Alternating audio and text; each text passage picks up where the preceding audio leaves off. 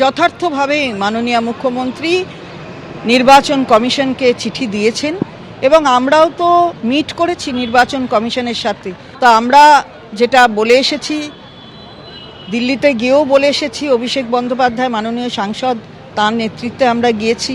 এটা তো সংবিধান পরিপন্থী বটেই যেটা মাননীয় মুখ্যমন্ত্রী বলেছেন। এইভাবে তো করা যায় না, যখন ইচ্ছে যা একটা নির্দেশ দিয়ে দিলেন। এটা তো বোঝাই যাচ্ছে তাদের নিজেরই কনফিউশন রয়েছে। আসলে পর্দার আড়ালে যারা রয়েছে, যাদের অঙ্গুলি হেলনে এই কাজ তারা করছেন, যারা নির্বাচন কমিশনের নিরপেক্ষতা বজায় রাখতে পারছে না, তাদের নিজেরাই বুঝছেন যে কিভাবে তারা নিজেরাই কনফিউজড হয়ে আছে। সুতরাং এসব করে নিরপেক্ষতা নষ্ট করছেন, অসাংবিধানিক কাজ হচ্ছে। একদিকে আপনারা শুনলেন যে রাজ্যে আসছে আরো 2000 মাইক্রো অবজারভার, অন্যদিকে মুখ্য নির্বাচন কমিশনার জ্ঞানেশ কুমারকে পঞ্চমবার চিঠি দিলেন মুখ্যমন্ত্রী মমতা বন্দ্যোপাধ্যায়। যোগ্যতা প্রমাণের জন্য উপযুক্ত নথি জমা দিলেও তার প্রাপ্তি স্বীকার করা হচ্ছে না। পরীক্ষার সময় এই সমস্ত নথি নট ফাউন্ড বলে চিহ্নিত হচ্ছে, অভিযোগ মুখ্যমন্ত্রী। এরপর এই ভোটারদের নাম তালিকা থেকে মুছে দেওয়া হচ্ছে। এই পদ্ধতিতেই গলদ আছে, চিঠিতে অভিযোগ মুখ্যমন্ত্রী। এই পদ্ধতি যান্ত্রিক এবং এর মধ্যে মাথা খাটানোর কোনো ব্যাপার নেই। জ্ঞানেশ কুমারকে লেখা চিঠিতে অভিযোগ মুখ্যমন্ত্রী মমতা বন্দ্যোপাধ্যায়। এবার এসআইআর শুনানিতে ডাক পেলেন প্রাক্তন ভারতীয় ক্রিকেটার লক্ষ্মীরতন শুক্লা। লক্ষ্মীরতন শুক্লা তিনি এসআইআর শুনানিতে ডাক পেয়েছেন। হাওড়ার শালকিয়ার ভোটার, বাংলা ক্রিকেট দলের বর্তমান কোচ। শালকিয়া কেন্দ্রেই শুনানির জন্য ডাকা হয়েছে তাকে। দল নিয়ে ব্যস্ত, সময় পেলেই যাবেন শুনানিতে, এমনই জানিয়েছেন লক্ষ্মীরতন। শুনানিতে ডাকা হয়েছে যাদবপুর বিশ্ববিদ্যালয়ের উপাচার্য চিরঞ্জীব ভট্টাচার্যকেও।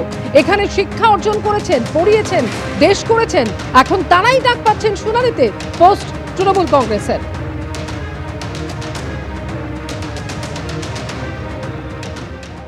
শুনানির জন্য ডাকা হয়েছে, ফুটবলারদের ডাকা হচ্ছে, প্রথিতযশা যারা রয়েছেন তাদের ডাকা রয়েছে। আমরা দেখেছি জয় গোস্বামীকে ডাকা হয়েছে, আমরা দেখেছি মাননীয় অমর্ত্য সেনকে ডাকা হয়েছিল, পরবর্তীতে ঠিক করেছে তার বাড়িতে যাবে। মানে হিয়ারিংয়ের নোটিশ, যিনি নোবেল নিয়ে এসছেন তাকেও একটা হিয়ারিংয়ের নোটিশ দিতে হবে তার নাগরিকত্ব প্রমাণের জন্য।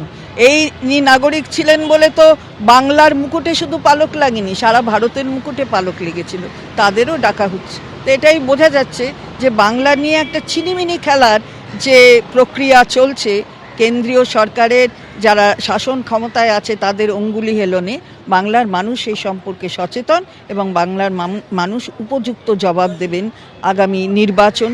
সেই নির্বাচনে আমরা বলতে চাই 2026 বিজেপি ফিনিশ। ভোটকর্মী ও বিএলও ঐক্যমঞ্চের অনুরোধে সিও দপ্তর রাজি হয়েছিল যে তারা ইলেকশন কমিশনকে চিঠি লিখে জানাবে, প্রস্তাব পাঠাবে যাতে এদেরকে ক্ষতিপূরণ দেওয়া যায়, এবং ইলেকশন কমিশনও একটা ইতিবাচক সিদ্ধান্ত নেবে বলে তারা আশ্বস্ত করেছিলেন। কিন্তু দুর্ভাগ্যের বিষয় যে আজ পর্যন্ত আমরা যতটুকু জানতে পেরেছি এখনো পর্যন্ত রাজ্য সরকারের পক্ষ থেকে কোনো পদক্ষেপ নেওয়া হয়নি। মাননীয় মুখ্যমন্ত্রী মাঝে মাঝে দরদ দেখাচ্ছেন, তাদের জন্য সহানুভূতি দেখাচ্ছেন, বিএলও যারা মারা গেছেন তাদেরকে নিয়ে রাজনীতি করছেন, এমনকি জ্ঞানেশ কুমারকে চিঠিও লিখছেন যে এসআইআর বন্ধ করে দেওয়ার জন্য। কিন্তু দুঃখের বিষয়, দুর্ভাগ্যের বিষয় যে এখনো পর্যন্ত তাদেরই সরকার এবং তাদের যে প্রশাসন, সেই প্রশাসন তাদের ক্ষতিপূরণের ব্যাপারে কোনো প্রস্তাব কিন্তু সিও দপ্তরে পাঠায়নি। এবিপি আনন্দ, এগিয়ে থাকে, এগিয়ে রাখে।